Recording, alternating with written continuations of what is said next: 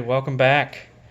Okay, we are on now section 7. This is on page 468. All right, and this will be the last section of chapter 14. Okay, so with that being said, what we're trying to do now is mortgage lenders, when they calculate, some of the calculations they use, not only when looking at your credit rating, but they also look at different ratios or percentages. And whether a borrower has the economic ability to repay the loan. Now, we talked about there was 3 different types of people who back a loan. All right, there's FHA, there's the VA. FHA is first-time home buyers.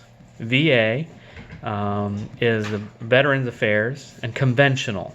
All right, just going through a normal bank. And in doing so, that's who's insuring the loan. The VHA and the VA will insure the loans if you do not have enough equity in the home, the 20% equity, with down payment. And conventional, if you don't have the 20% down payment of the 20% equity, they charge you PMI, the mortgage insurance. But in order, they will determine, they use some ratios here to help calculate whether you're eligible for what type of loan. Can you get a conventional, or do you need a VA or FHA loan? Okay? And so there's 2 ratios that they look at. They look at the housing expense ratio, and they look at a total obligations ratio. The housing expense ratio is basically looking at what your housing expense is. So it's the principal and interest and the tax and insurance.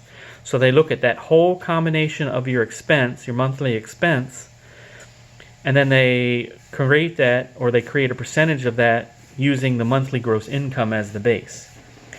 So it's your housing expense, principal, interest, tax, and insurance, divided by the monthly gross income. And that is your housing expense. How much of your housing expense takes up your gross income? All right, do you have enough? And if that percentage is too high, if this number is too high, making the percentage high, then they kind of get funny about, are they going to let you borrow? And you see down here that the FHA uses a minimum or a maximum of 29%. Your housing expense cannot be more than 25% of your monthly gross income, whereas a conventional, it's 28%. So it's just a percent off, but that does make a difference sometimes, whether you can get a conventional or an FHA loan. Okay? They also then look at your obligations ratio. And so now they take, what are your total financial obligations? Okay?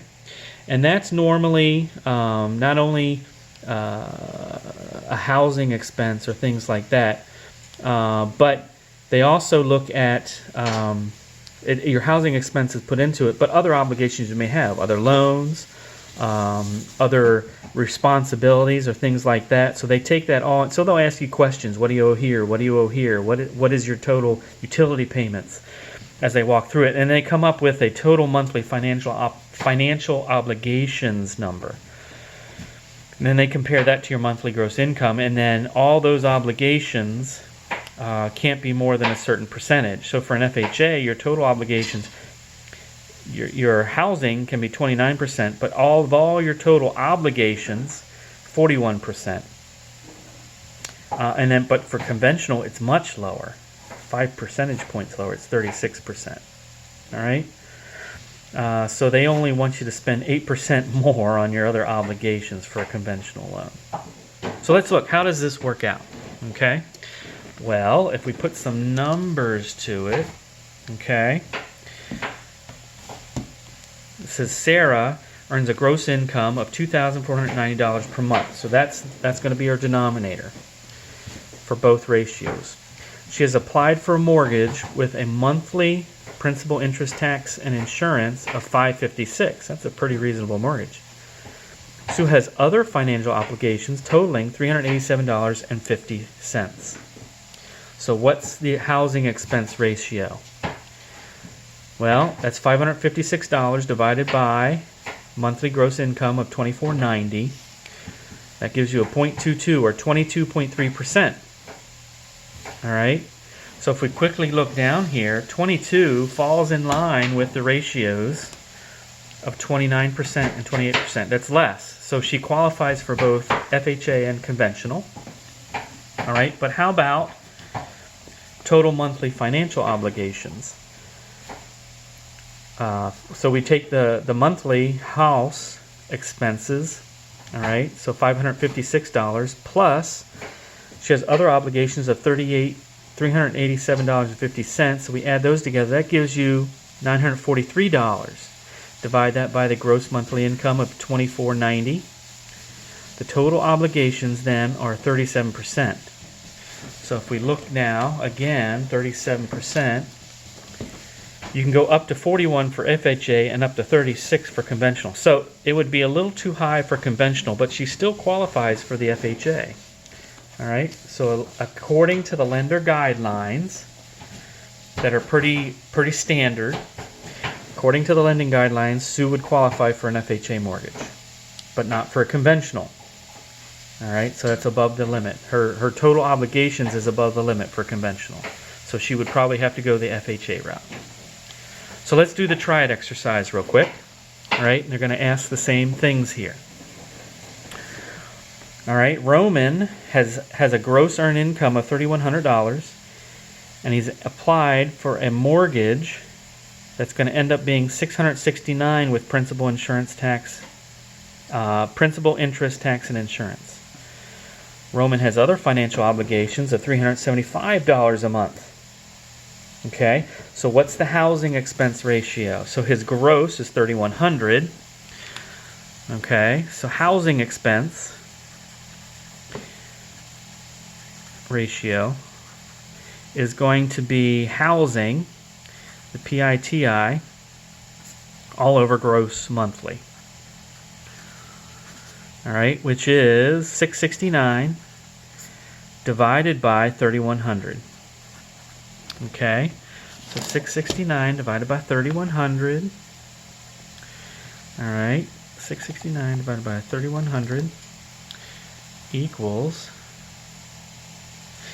that's about 21.6%. 21.6%. So that falls into both housing expense ratios for FHA and conventional. All right, but what about the obligations, total obligations? Well, that is $669, which is the housing, the PITI, plus $375 for the rest, all divided by $3,100. Okay, so my $669 plus $375 equals $1,044 divided by $3,100.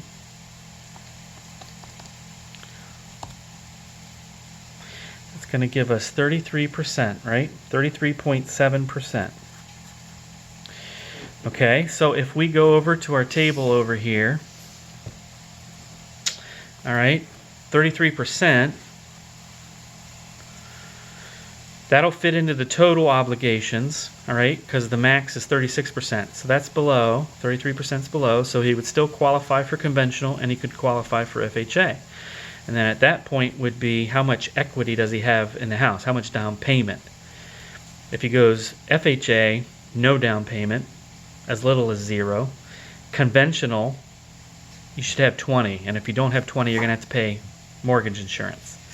Okay, so the FHA will insure if he has less than 20%. So that would be his decision-making factor there. He qualifies for both, but then he could decide which one he wants based off of how much down payment he's going to put down. All right, and what the rates are between the two. So he qualifies for both. That's how you would figure that out. All right, today's lesson's kind of short. But I just want to let you know that we will finish out this week. We're going to go back and look at Chapter 13. We want to talk about credit cards, open lines of credit, and how to figure out the interest there on those. And I think that will tie up then what we will do in this class as we talk about interest, compounding interest, for the last couple of chapters. And then we will, instead of a final, we will have a just an exam on the last two chapters, chapters 13 and 14. Okay? It won't be near as big. It won't be a final big, but we will have some questions there for you to answer. Okay? So go ahead, and I will post. The homework is posted, and you should be good. And we will talk to you on Wednesday. Thank you, guys, and have a great day.